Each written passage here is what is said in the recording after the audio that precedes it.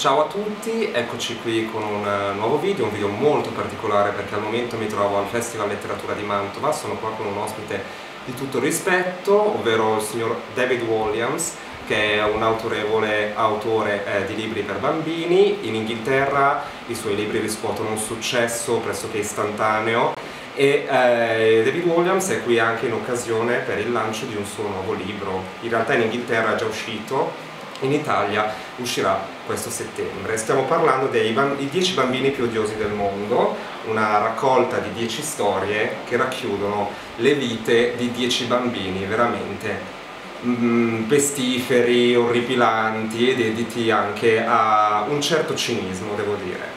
E quindi siamo qua per chiedergli un po' di parlarci della sua scrittura, del suo libro, del suo lavoro e soprattutto del come si fa a raccontare e a trattenere con umorismo e profondità un target difficile ma allo stesso tempo molto curioso come quello dei bambini.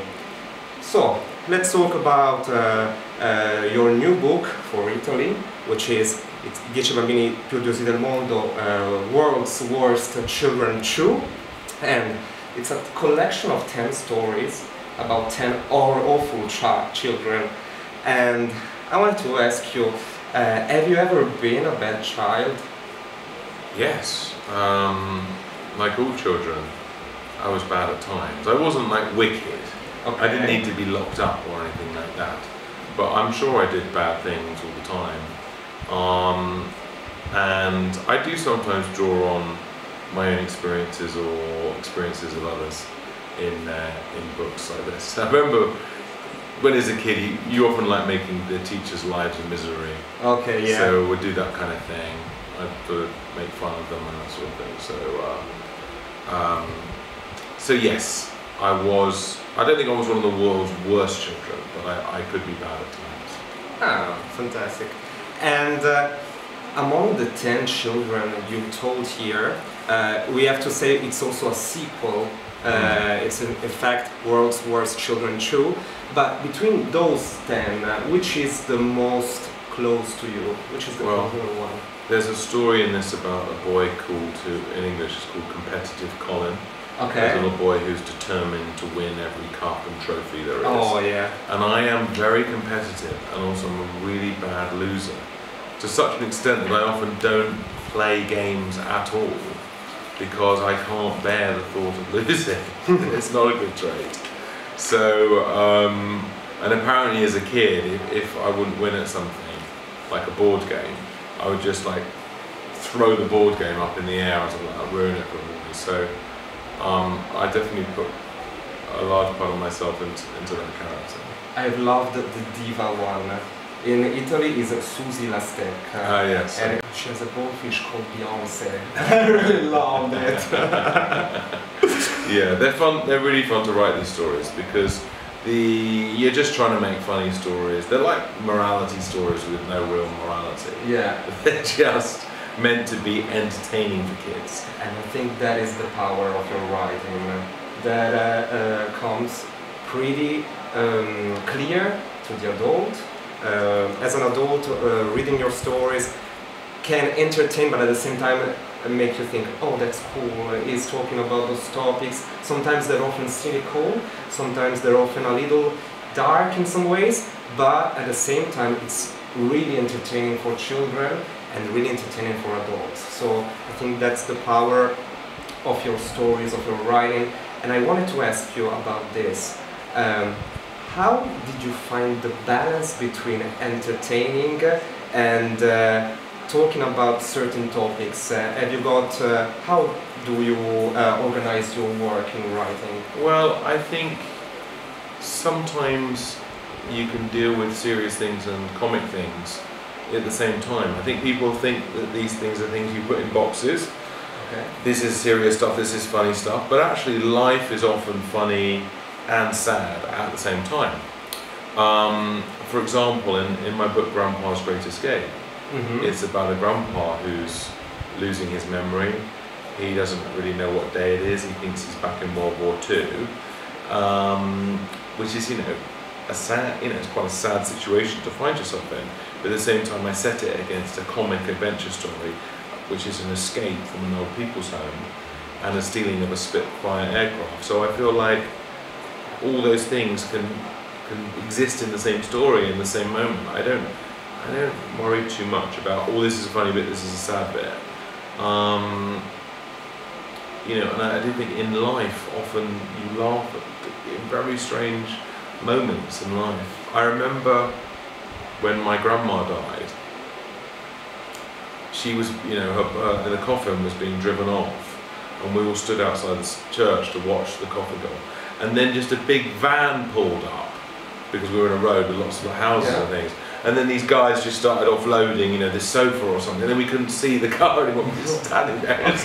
It was just like, oh, okay, we can't see anymore. There's this bloke going, oh, help me with this sofa, come on, get it out. And it was just like, but it made us smile.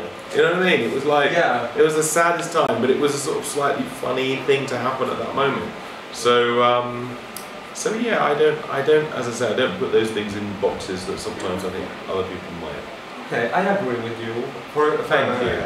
For example, I also saw that in your stories sometimes you see things in a direction where being external to the story, it seems like weird. For example, A Bad Dad, which is the story about a dad who... Getaway driver. Yeah, he's a getaway driver, and for a person, let's think it could happen in reality. For a person who sees that stuff outside, it seems weird, it seems bad, but inside the story you can feel the emotions, the connection between father and son, and so that also happens in Gangsta Nanny, where we follow the adventures of this grandma who just seeks the love of her nephew.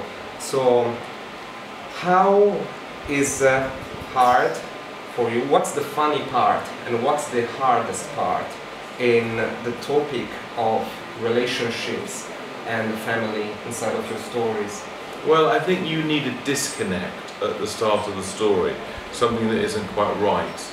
So at the start of Gangster Granny, Ben, the child, actually finds his granny boring, doesn't want to spend time with her. Yeah. So she invents this whole story that she's this international jewel thief, and they go on these adventures together.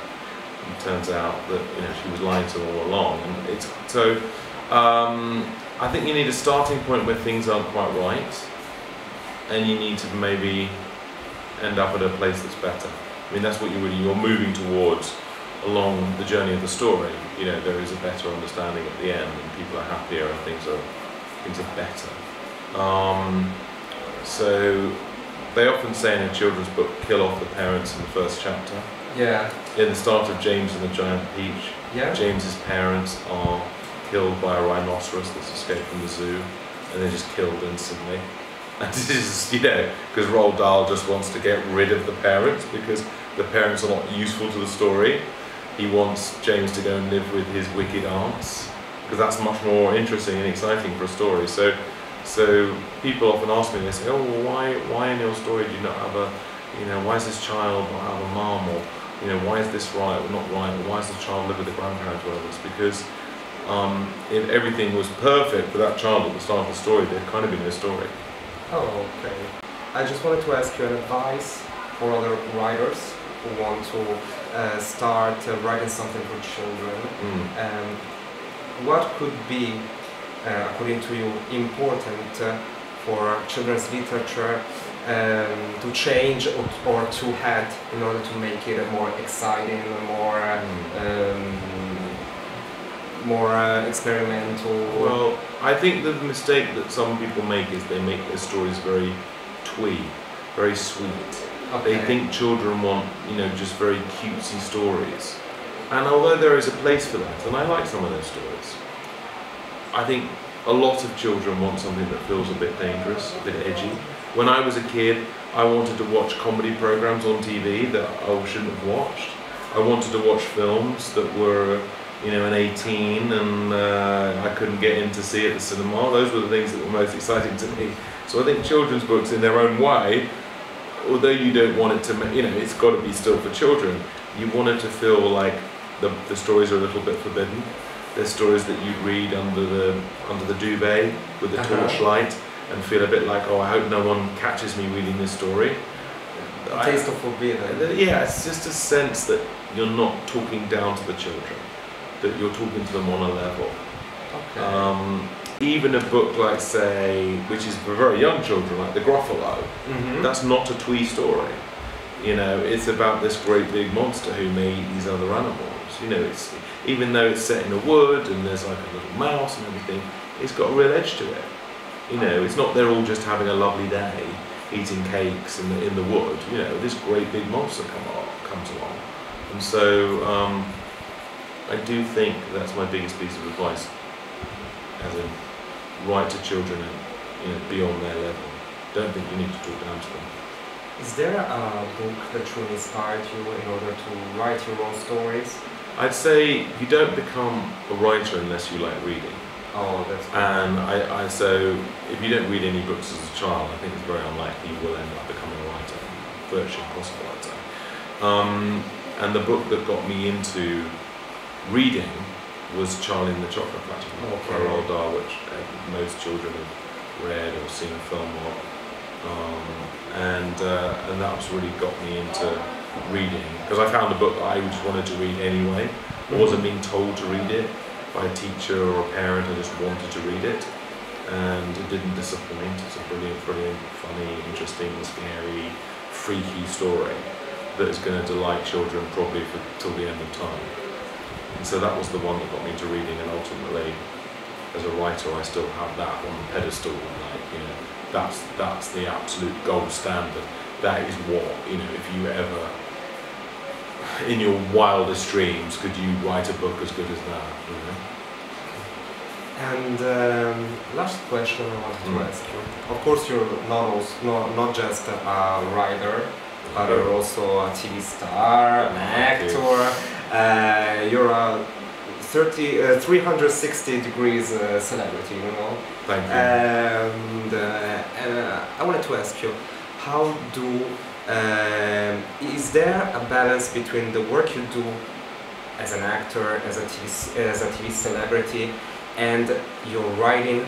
Do the two worlds in some way connect one into the other? Well, I think I'm lucky because people who already know you, you know, so when they go into a bookshop and they see my name, even if they've not read a book, they may know me from television, so that is an advantage, and I'm aware of that. But I prefer writing. I feel like there's more of a legacy with writing. I mean, you know, if you're going to be remembered for anything, it's more likely to be the books than it is Britain's Got Talent. I love being on that show, but television is quite disposable. Books, if you write a good one, can hang around for a really long time. So, so that's really the hope. But also sometimes I feel like being on television makes people not take me seriously as a writer. Because some people think, well, he can't write his books because he's busy on television. Someone else must write them for him or whatever it is. And that sometimes is a little bit annoying. But I started out really as a writer with Little Britain. Me and Matt Lucas, we created all those characters, all those scenarios, and that's what most comedians do, is most comedians write their own material. And then I fell in love with writing. I realised there was so much you could do. I feel like there's a lot more I can do as a writer than there is as an actor. Okay, thank you very much. Thank you very much. Remember to read David Walliams' books. Always. Why should they read? Why? Because they're wonderful. I agree, I absolutely agree. Quindi ricordatevi 10 bambini più odiosi del mondo, la nuova uscita per l'Italia di David Walliams. Vi consiglio tutti gli altri suoi libri, in particolare l'ho già recensito, Papà bandito, anche Nonna Gangster è molto molto bello, leggetelo. Io vi aspetto a un prossimo video, vi mando un bacione e alla prossima. Ciao ciao! Ciao ciao!